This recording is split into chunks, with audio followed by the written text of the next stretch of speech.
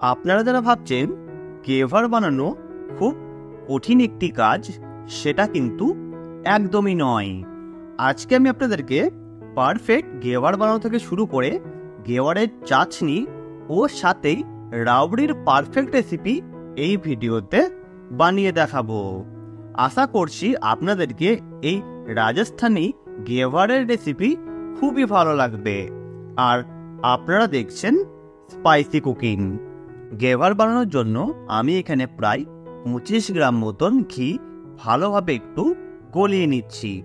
আপনারা যখন গেভার বানাবেন তখন কিন্তু অবশ্যই ঘিটাকে গলিয়ে নেবেন, তাহলে কিন্তু এটা পারফেক্টলি হবে। দেখুন আমি এখানে ঘিটাকে গলিয়ে নর্মাল টেম্পারেচারে নিয়ে এসেছিলাম, তারপর ডাইরেক্টলি মিক্সির মধ্যে দিয়ে দিলাম।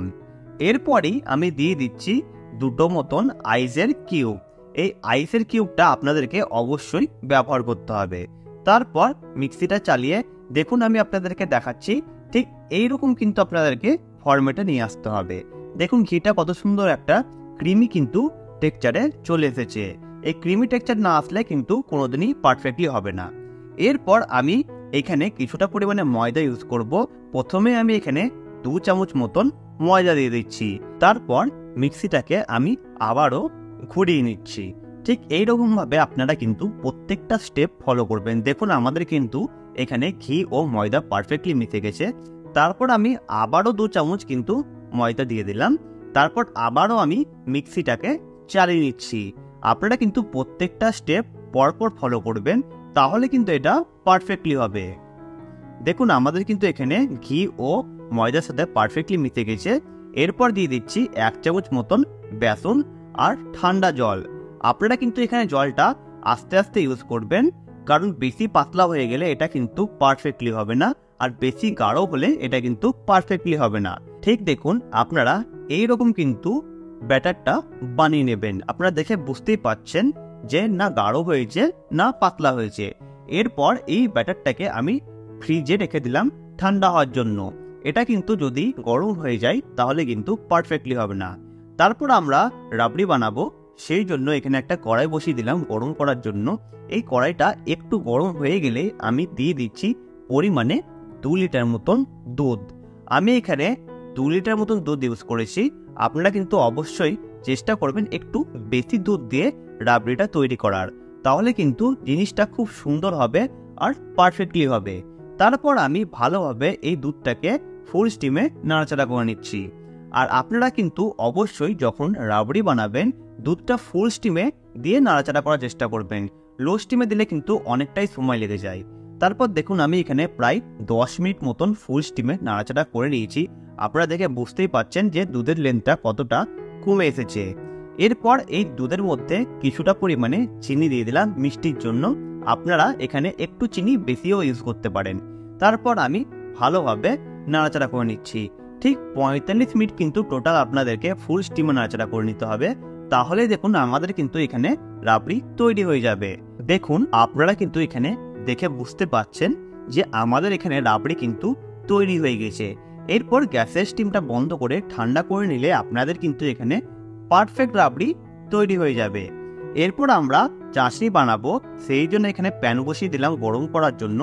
সেই প্যানে আমি দিয়ে দিচ্ছি 1 বাটি মতন চিনি। আমি এখানে 1:1 হিসাবে এই চাটনিটা বানাবো। আমি এখানে 1 বাটি জল দিয়ে দিলাম আর 1 বাটি চিনি দিয়ে দিলাম। তারপর এটাকে ফুল স্টিমে আমি নাড়াচাড়া করে নেবো যতক্ষণ না এই চিনিটা ফুটে উঠছে আর এই চিনি থেকে একটা সেন্ট বেরোচ্ছে।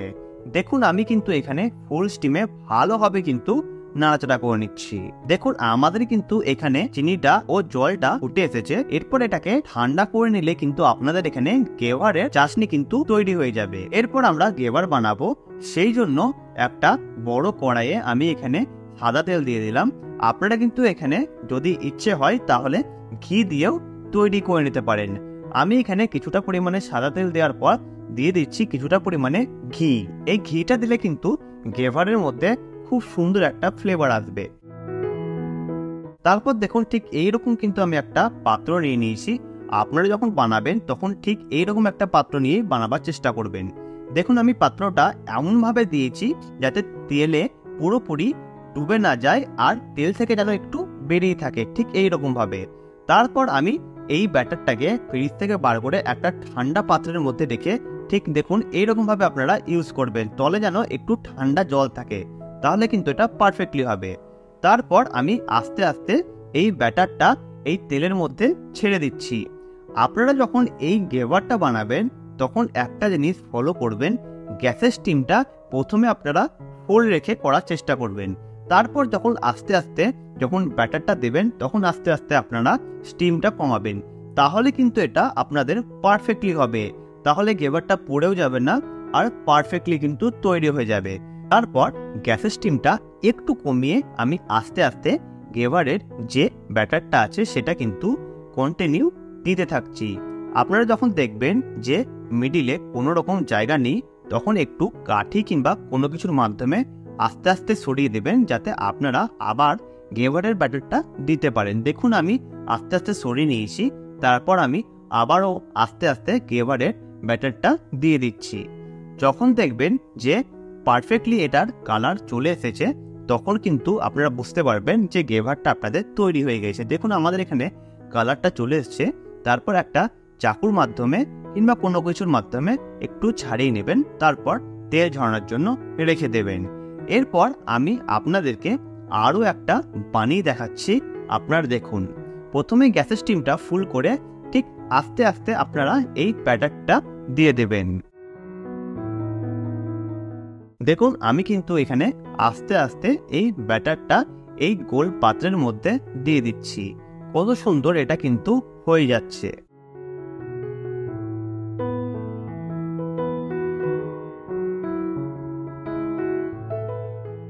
আপনারা যখন এই স্টেপটা করবেন তখন কিন্তু অবশ্যই গ্যাসের স্টিমটা প্রথমে ফুল রাখবেন, তারপর আস্তে আস্তে আপনারা কমাবেন, তাহলে কিন্তু এটা পুড়ে যাবে না, পারফেক্টলি কিন্তু হবে।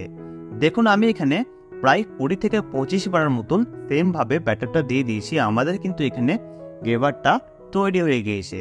তারপর এই গেভারটাকে তেল থেকে তুলে আমি তেল ঝরিয়ে নেব। দেখুন আমাদের কিন্তু এখানে গেভার পারফেক্টলি তৈরি হয়ে গিয়েছে। এরপর এই গেভারটাকে আমি আপনাদেরকে প্রেজেন্ট করে দেখাচ্ছি।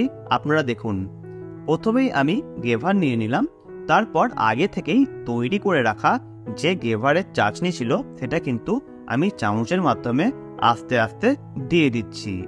আপনারা কিন্তু চামচের সাহায্যে দেওয়ার চেষ্টা করবেন, চাটনির মধ্যে ডুবে দেবেন না, তাহলে কিন্তু এটা অনেকটাই মিষ্টি হয়ে যাবে।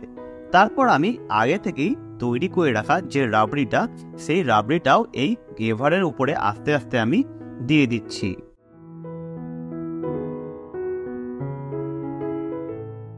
দেখুন আমি এখানে ভালোভাবে গেভারের মধ্যে রাবড়িটা দিয়ে দিলাম। তারপর একটু প্রেজেন্টেশনের জন্য আমি কিছুটা পরিমাণে সিলভার পেপার দিয়ে দিলাম।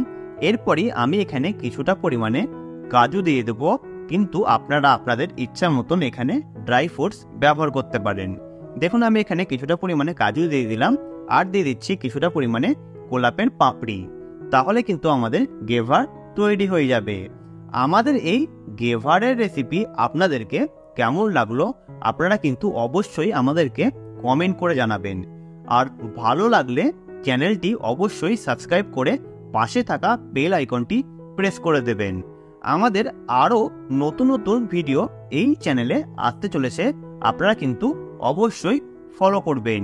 আর আপনারা ভালো থাকবেন, সুস্থ থাকবেন।